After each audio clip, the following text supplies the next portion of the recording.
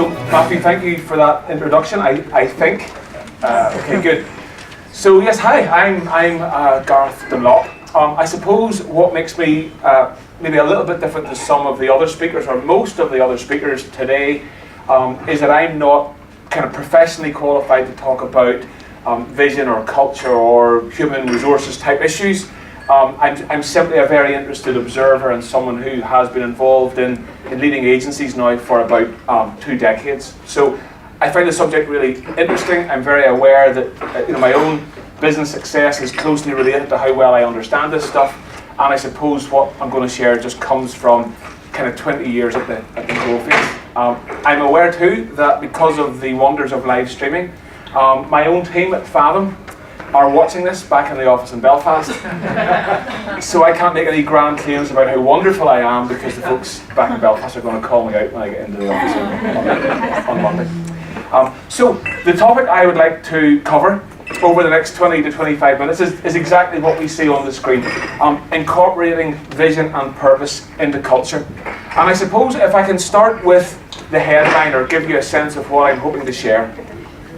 I observe, or I have a slight concern, that in our pursuit of getting good people, and in our pursuit of making our companies attractive places to work, that we have overemphasized some of the things that we do for our people, and we have underemphasized other important things. Specifically, I think we are in danger of talking too much about comfort and flexibility, and we don't spend enough time answering what I think is the big question, which is, why on earth are we here, and what are we here to do? And I'm going to kind of just try and tease that out. So as I say, I'm Gareth. When I'm not doing this, I own and run a UX agency called Fathom. Please do tweet me as I go. In particular, if I'm at a slide and I'm pointing dramatically and it sounds all very wise, please do take a picture and put it up so people think I'm wiser than I actually am. As well as that, it just reminds people that I'm actually here doing work and I'm not just here on a jolly. A couple of years ago, I was given a presentation, and I said to a group like yourselves, I said, please tweet me and let everybody know that I'm not away on a jolly. And someone in the audience who I don't know tweeted this. Great game of golf.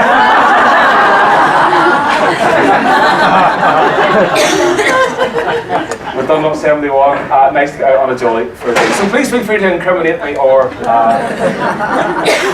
whatever it is that you'd like to do. So the full title of what I'm speaking about is History, Happiness and Hope, and the role that culture and the role that vision and purpose plays in culture. And the reason that I've started with the history, happiness and hope is because one of the things that happens when you are a UX professional, which is what I am, is that you're constantly going in pursuit of context. So one of the reasons that there remain so many poor designs still on the web and on digital products 25 years after we started this, is because often designers don't work hard enough searching for the context into which their designs need to work. So it's kind of hardwired into us that when we are given something to think about or a problem to consider, the first thing that we do is we go in search of context. And that's kind of where I'd like to start what we think about today. What is the context? What is the time and space context in which we are thinking about happiness, specifically happiness at work? So if we're thinking about context, we might as well go way back to the start. And I'll take you back to 20 million years ago, when our earliest ancestors, the most sort of recognizable animals that turned into Homo sapiens, were on the planet. And that's 20 million years ago. And for a long, long period of time, eventually they evolved into Homo sapiens. So we as a species have been knocking around the planet for 250,000 years. I'm going to cheat a little bit, and I'm going to fast forward to 2000 BC, and I'm going to take us into the modern era, and I'm going to think about some of the aspects of the modern era, about how we think, that might influence what we consider happiness to be and how our work influences that. So we'll do a very quick timeline. Obviously we are here. So we are in a very specific moment in time and space. And I actually think we can learn some useful stuff by thinking about all the stuff that came before us being right here, right now. And if we have a look at a lot of the thinking that has taken us here, what you will see is that a lot of the influences around how we think about the world really came from two sources. They came from religious sources and they came from philosophical sources. So whilst we probably don't consciously think this way, how we think about the world and how we see our role in the world has been influenced by the major religions like Judaism and Islam and Christianity, and it has also been influeed by philosophers like Confucius and Aristotle and so on. However, there is a very discernible break point in the timeline which happened incredibly recently. It's been mentioned today already, and just 200 years ago, a number of major things happened in society that significantly influence how we think about happiness and how we think about the role that our work plays in human happiness. And those two things were the Enlightenment and the Industrial Revolution, which happened at around the same time. And one of the things that happened as a consequence of those activities was that we think about happiness in a different way. How we consider what we're here to do on the planet before and after the Industrial Revolution are different. How we consider our role on the planet before and after the Enlightenment are different. And if you have a look at what we thought about our place in the world pre-Industrial Revolution, what we see is that a lot of the things that we thought in terms of happiness were to do with the problems of suffering and the problems of pain. And a lot of how we thought about our place in the world was asking, how can we reduce suffering, increase virtue? And that's reflected in a lot of the ways that we thought our job was pre-Industrial Revolution and pre-Enlightenment. But following those events, we now think about happiness in a different way, and we actively pursue it. It is something that we think about and we strive for. And probably the most famous, the best known example of this being articulated comes from the American Declaration of Independence, with phrases that I'm sure we have all heard. We hold these truths to be self-evident, that all men are created equal, and that amongst our unalienable rights are life, liberty, and the pursuit of happiness. So we've got it hardwired into our minds that this is something which we strive or go after, or that we want to achieve in the way that we live. However, there's a bit of a difficulty here, because as a result of the Enlightenment and as a result of the Industrial Revolution, a number of important things happened to how we think about work and about how we live. So let's just think about how we worked and lived before and after the Industrial Revolution. So, before the Industrial Revolution, the majority of humans on the earth lived and worked on the land. So they tilled the land, they picked berries, they picked mushrooms, they hunted, they fished. Some of them had subsistence living, and some of them were just kind of beyond subsistence living. And whilst the work was quite menial, there was a purpose and a meaning baked into it. In other words, people who got up in the morning and did a day's work, and as a result of their day's work, were able to feed their family. They didn't find themselves wondering why they were doing it. They didn't ask, do I need a career change? Because meaning and purpose was just baked into the work. And if you didn't work, you didn't eat. So the equation was really, really straightforward. So people were very closely connected to the purpose of their work. And of course, after the Industrial Revolution, that became abstracted because people got removed from the purpose of their work. And the second thing that happened as a result of the Industrial Revolution was that we fell out of the rhythm of the universe. Now, that's a very sort of grand-sounding thing. But what I mean by that is, pre-Industrial Revolution, you got up at a certain time. When it was daylight, you picked berries, you hunted, you fished, you farmed the land. And when it was nighttime and dark, you couldn't do those things anymore, so you stopped working and you lit a fire and you had dinner with your family. And historical records from right throughout the ages suggest that actually there were one or two hours leisure time and family time baked into most days. So life had a very natural rhythm to it. So people didn't get burnt out because they were kind of in rhythm with the universe. They couldn't work overtime at night because you can't hunt when it's dark and you can't get berries when it's dark. And they were used to eating certain foods in the winter and certain foods in the summer and certain foods in the autumn. So we were kind of baked into the rhythm. But when the Industrial Revolution came along, all of a sudden we are abstracted from the meaning of our work because we cannot see necessarily what happens as a result of what we do, and we get removed from the rhythm of the universe. And these things obviously unsettle us because we've got 250,000 years of evolutionary hardwiring in our brains that say, for us to be happy, we need to live in this rhythm. We need to live in rhythm with the universe, and we need to feel connected to the meaning and the purpose of our work. And as a result of the Industrial Revolution, we find ourselves having to face, probably for the first time in evolutionary history over the last 200 years, we are forced to face the biggest question of them all. The question that we all have to look in the mirror and at some stage answer. Tell me, what is it that you plan to do with this one wild and precious life? What are we going to do with our time here? And this is where work comes in, and this is where I think purpose comes in.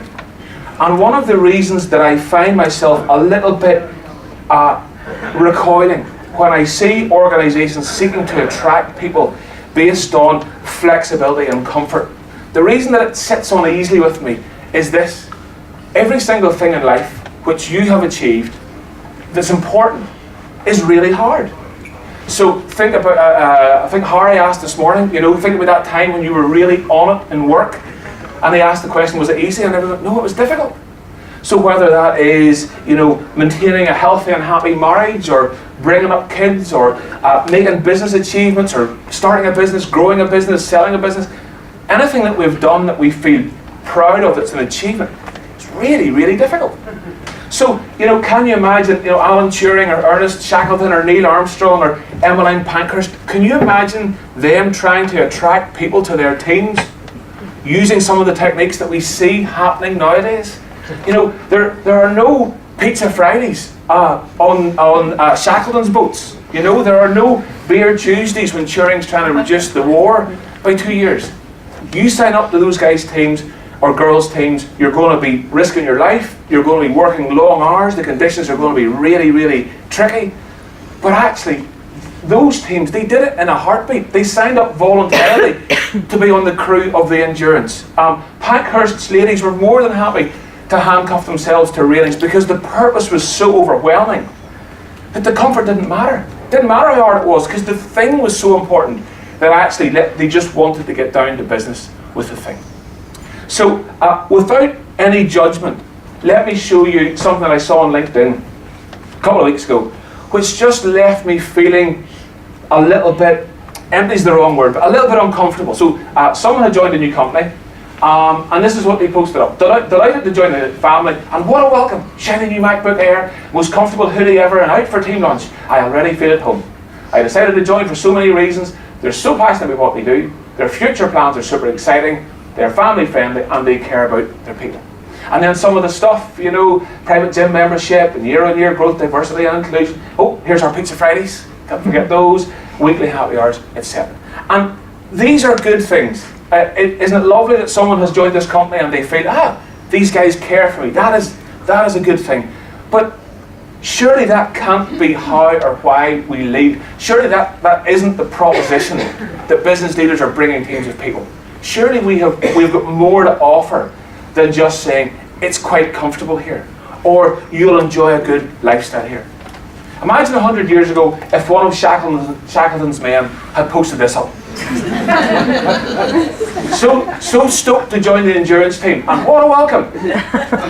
Shiny new sets of ropes, the most comfy jumper ever, and out for permacin with the crew, a mixture of pounded dried beef and beef fat mixed with crushed sledging biscuits and melted snow. I decided to join Team Endurance for so many reasons. They're passionate about what they do, their future plans are super exciting, family friendly, they care for the people.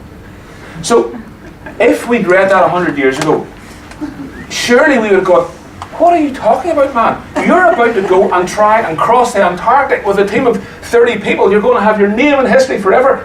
Why are you talking about getting a jumper and getting a new set of ropes? That is secondary. That is secondary to the stuff that matters.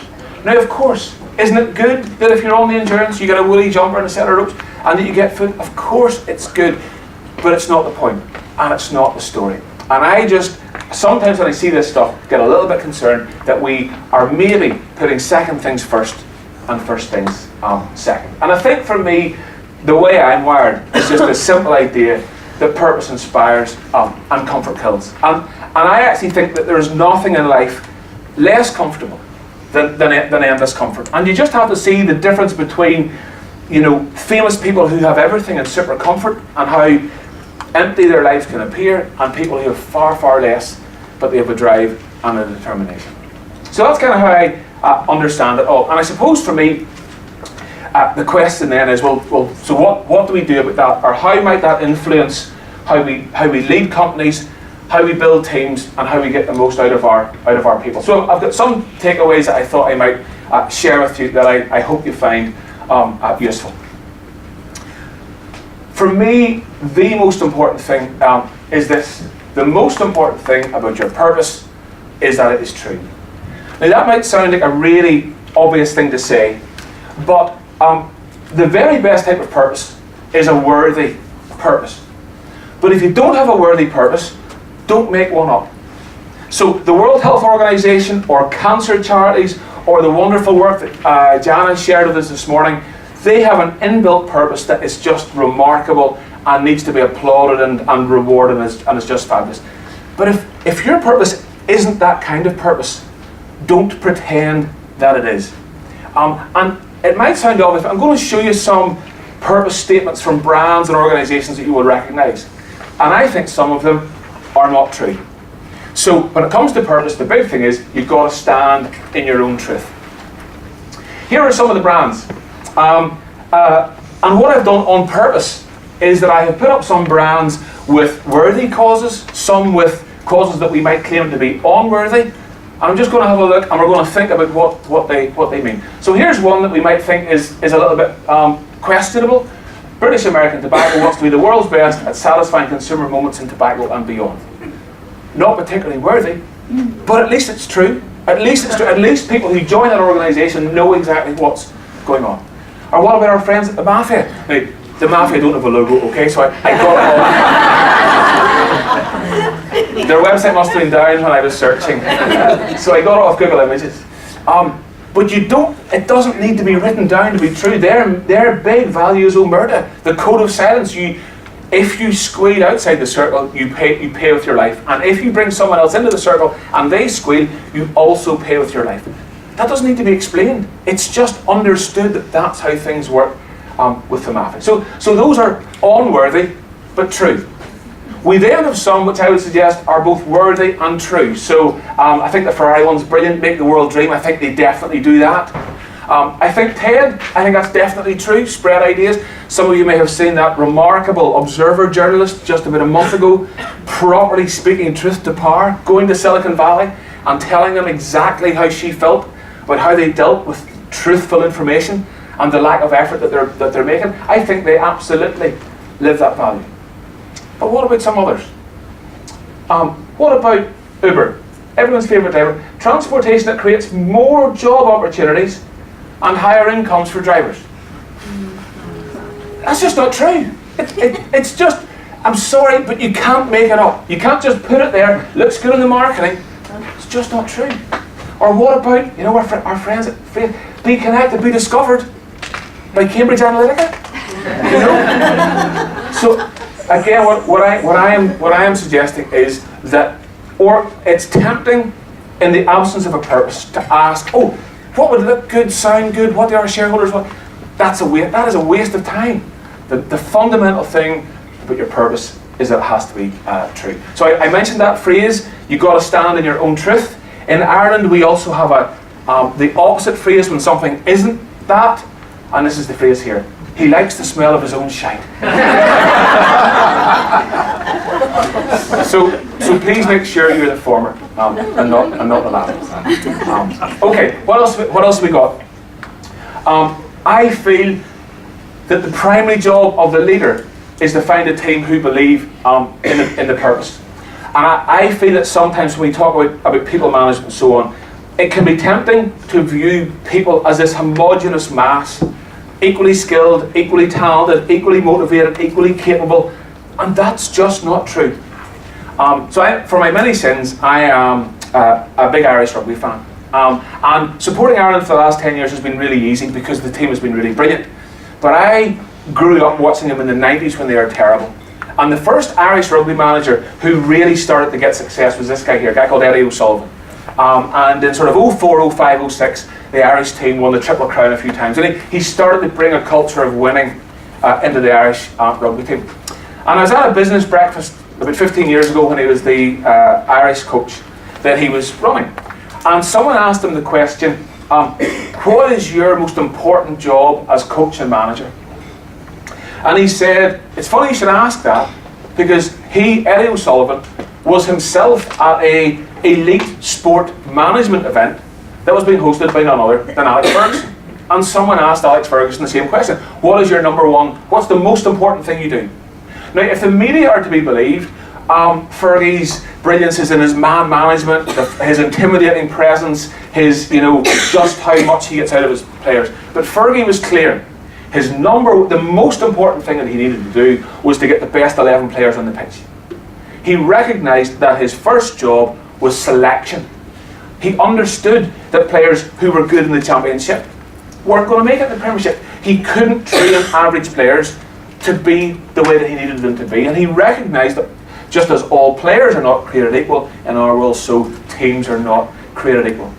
And imagine, run with me in this thought experiment, if you will. Some of you may or may not know football, or even be interested, but there's a player called Andy Cole who moved from Newcastle to Man United in the 1996 season.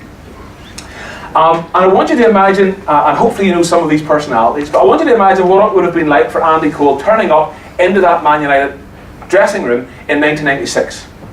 He would have stepped into that dressing room, and in that dressing room he would have seen Roy Keane, Peter Schmeichel, the Neville brothers, David Beckham, Cantona was around at that time. So no one was going to have to explain to Andy Cole, here's how we do things at Manchester United. It was absolutely clear and lived out in the players that were around that dressing room.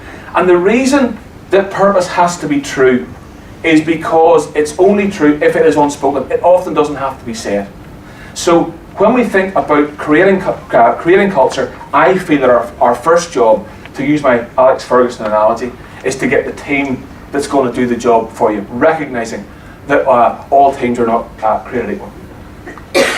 Next thing I would say is this. I always try to take as much risk as I can with transparency. I try to share as much as I possibly can with as many people as I possibly can, so that they are connected with the impact of what it is that they do. And I try to take risks so that I don't keep lots of company information to myself.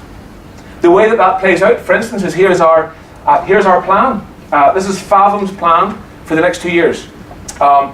We want to be the leading human experience design agency on the island of Ireland. So that leadership direction was inspired by me, but how that is reflected was agreed with the team. And we agreed the 6 pillars. We agreed what that meant for the services that we delivered, how we were going to develop our people, what we wanted in terms of culture, what that meant commercially, in terms of infrastructure, and in terms of thought leadership. So what that risky transparency went for me was that we established direction, but the team helped us work out what that meant. Number 4, we've got 5, so we're almost there. Number 4, culture and purpose is the product you build for your people. In a sense, culture is the product and your team are its customers. That is the thing that people come for. And that's the thing that we should sell. And I don't say sell in sort of a salesman-y way or salesperson way. I mean that is the thing that we need to lead with when we are speaking to people and trying to encourage them to join our team. And the final thing, C.S. Lewis, I forgot about this. So, of course I've got to mention Belfast's most famous philosopher. I can't not do that today. C.S. Lewis just puts it so brilliantly. Put first things first, and second things are thrown in. Put second things first, and you lose both the first things and the second things. Okay. And finally, purpose is a work in progress, always and forever. Coming to a conference and listen to someone tell you how to run your business is like coming to a conference and hearing someone tell you how to have sex. It's not one of those things that you can kind of learn through a lecture. It's one of those things you just kind of have to do. And the second challenge is that in both topics, business and sex, the person at the front is going to infer that they are better at it than perhaps they actually are. But back to business. So what I want to say, genuinely with modesty, is that this is a work in progress. I've been at it 20 years. I'm better than I was 10 years ago, and I hope in 10 years' time I will be better than I am today. And I don't, these are just some observations that I have and some principles that I try to run my professional life by, but I don't pretend for a second that I have all the answers. We're all learning in this stuff all the time. Humans are complex. So allow me just to summarise just with my 5 points. The most important thing about your purpose is that it is true. Your primary job as a leader is to find a team who believe in your purpose. Take as much risk as you can stomach with transparency. Culture and purpose is the product you build for your people, and purpose is a work in progress, always and forever. Allow me to finish with one of my favourite quotes from a crazy Frenchman who was a poet and a traveller and an entrepreneur. This guy here is a guy called Antoine de Saint-Exupéry, and he sums it up perfectly.